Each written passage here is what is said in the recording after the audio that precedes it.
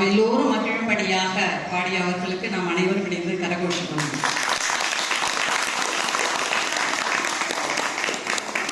இங்க இருக்கக்கூடிய பெரியவர்கள் அனைவருக்கும் தெரியும் அருணகிரிநாதர் அவர்களுடைய வரலாறு.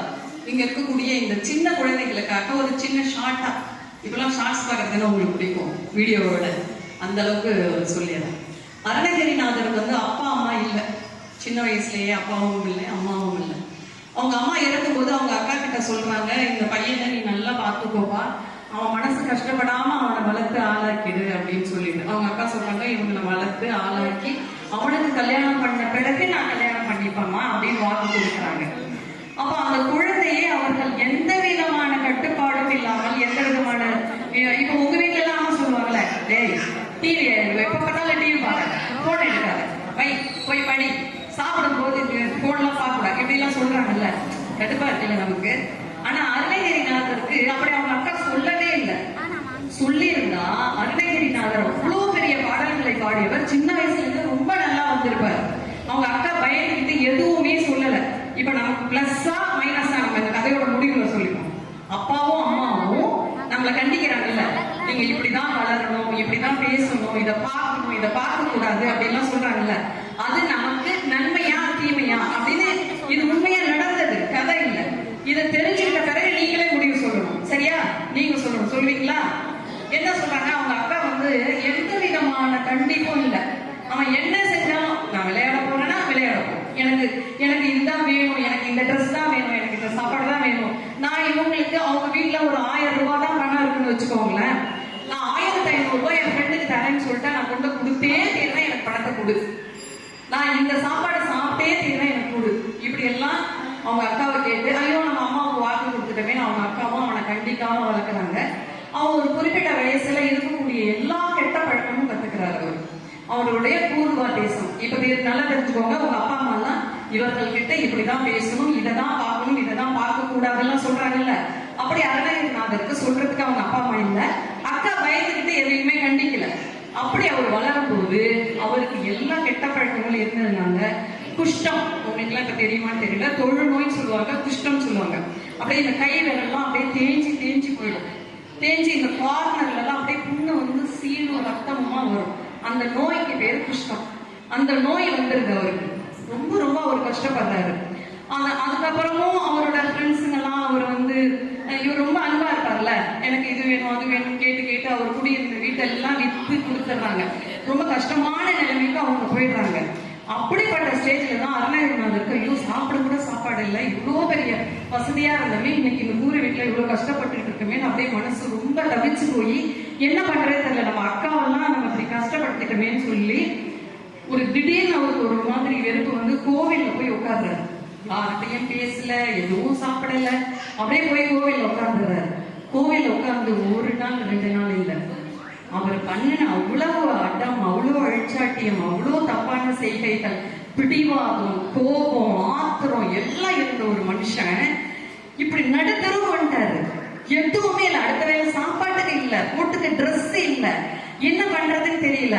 அவருக்கு கல்யாணம் ஆயிட்ட ஒரு மனைவியும் அவங்க அக்காவும் ஒரு கூலி வேலை, ரோடு சுத்தம் பண்ற வேலை, இந்த மாதிரி கல் தூக்குற வேலை, அது கூட கிடைக்காம கஷ்டப்படுறாங்க. அந்த வேலையும் பெஸ்ட், நல்ல வேலை தான், அதுவும் கிடைக்கல அவங்களுக்கு. அவர் மனசு ரொம்ப வருத்தப்பட்ட கோவில்ல போய் உட்கார்ந்துடுறாரு. 1 நாள் 2 நாள், 1 மாசம் 2 மாசம் இல்ல, 10 வருடம் யார்கிட்டையும் பேசல, எதுவும் சாப்பிடல, எதுவும் பண்ணல, அப்படியே போய் உட்கார்றாரு. அந்த இடம் இவரை அறியாமல் இவர் போய் உட்கார்ந்தாருல, அது இந்த திருவண்ணாமலையில ஒரு குகை மாதிரியான ஒரு இடம். இன்னைக்கு உங்களுக்கு எல்லாம் சயின்ஸ் படி நிரூபிச்சாதான் உங்களுக்கு எல்லாம் எதுவுமே ஒத்துப்பீங்க. ஒரு மனுஷன் எப்படி 10 வருஷம் சாப்பிடாம உட்காந்துருக்க முடியும், பேசாம இருக்கிறது, தூங்காம இருக்கிறதெல்லாம் ஓகே. 10 வருஷம் சாப்பிடாம இருக்க முடியுமா, அவங்க உயிரோடு இருக்க முடியுமா? சயின்ஸ் படி நிரூபிக்கணும்ல. அந்த இடம் இன்றைக்கும் சில மூலிகையை சாப்பிட்டுட்டு எதுவுமே சாப்பிடாம வாழ முடியும், சில இடங்கள் அப்படி வாழ முடியும். சயின்ஸ் ரீதியாவே அது ஒத்துக்கிறாங்க. இப்போதைக்கு திருவண்ணாமலையில அப்படி ஒரு இடம் இருக்கானே இல்ல, எல்லாரும் போய் இந்த ஆண்டனாலாம் குருவி அழிஞ்சு போச்சுங்கிறாங்கல்ல, அதே மாதிரி அந்த இடங்கள்லாம் வலுவிழந்து போயிட்டு, பெருமான பேபி நம்ம பெரிய காட்டுக்குள்ள எல்லாம் போனோம்னா அப்படிப்பட்டங்கள் இருக்கலாம். அப்படி இருக்குன்னு ரஜினிகாந்த், நடிகர் ரஜினிகாந்தே சொல்றாரு, இமயமலையில அப்படிப்பட்ட இடங்கள் எல்லாம் இருக்கு, நான் போய் அங்க உட்கார்ந்துருக்கேன், அந்த மூலிகை சாப்பிட்டு எதுவும் சாப்பாடு சாப்பிடாம எல்லாம் இருந்திருக்கேன் அப்படிங்கிறாரு. ஏன்னா அவர் போய் பார்த்துருக்காரு, நம்ம போய் பார்த்தது இல்லை. சயின்ஸ் ரீதியாகவும் அது உண்மை அப்படின்னு நிரூபிச்சு சொல்றாங்க. இயற்கையா அவங்க அக்கா எப்ப பார்த்தாலும் முருகா முருகா முருகா என் தம்பியை காப்பாத்திரு, எங்க அம்மா கொடுத்த வாக்கால நான் இப்படி அவனை தப்பா வளர்த்துட்டேன், என் தம்பியை காப்பாத்தினு அவ்வளவு அவங்க சாமியை கும்பிடுறாங்க, அழுகுறாங்க, வேண்டிக்கிறாங்க. அவர்கள் அக்காவோட பக்தியும் சேர்த்து அவர் போய் உட்கார்ந்த இடம் அப்படிப்பட்ட இடம், அதுல உட்கார்ந்துறாரு. ஆனா அவரோட அக்காவும் அவரோட ஒய்ஃபும் என்ன பண்றாங்க, அப்படியே போய் காலில் விழுந்து கதறி அழுறாங்க. ஐயோ நீ யார்ட்டையும் பேச மாட்டேங்கிறியே, சாப்பிட மாட்டேங்கிறியே, வந்துருப்பா வந்துருப்பா, இப்படி எல்லாம் இருக்காதப்பா, உனக்கு ஏதாவது ஆயிடும்தான் அப்படி கதறி அழுறாங்க. அப்ப கூட அவர் கண்ணத்தை வந்து பார்க்கல. 10 வருஷம் அப்படியே உட்காந்து அவரோட குஷ்ட நோய் எல்லாம் சரியாயிடுது, நல்லா ஆயிடுறாரு. 10 வருஷம் கழிச்சு ஏஞ்சி வந்து அவர் பாடிய பாடல்கள் தான் இப்ப அவங்க பாடினாங்கல்ல, இந்த பாடல்கள்லாம் அருணகிரிநாதர் அவர்கள் பாடிய ஆயிரக்கணக்கான ஒரு 10,000க்கு மேற்பட்ட பாடல்கள்ங்கிறாங்க. நமக்கு ரொம்ப கம்மியான பாடல்கள், ஏன்னா காலத்துல ஓலைச்சுவடியில் தானே எழுதுவாங்க, அதுல நமக்கு கிடைக்காம போயிட்டு. அந்த பாடல்களும் அதற்கான விளக்கங்களும் இருக்குல்ல. இந்த தையக்கா பாடலாம் இந்த மாதிரி இப்ப யாரும் பாடவே முடியாதுங்கிறாங்க. அந்த மரபுகள்ல எடுத்து பாடவே முடியாது இன்றைய காலத்தில்ங்கிறாங்க. அப்படிப்பட்ட ஒரு கஷ்டமான இலக்கண இலக்கியங்களும் மரபுகளுக்கு உட்பட்டும் அவ்வளவு அழகான, மிக எளிமையான, மிக ஆழமான கருத்துக்கள் நிறைந்த பல பாடல்களை பாடியவர் அருணகிரிநாதர்.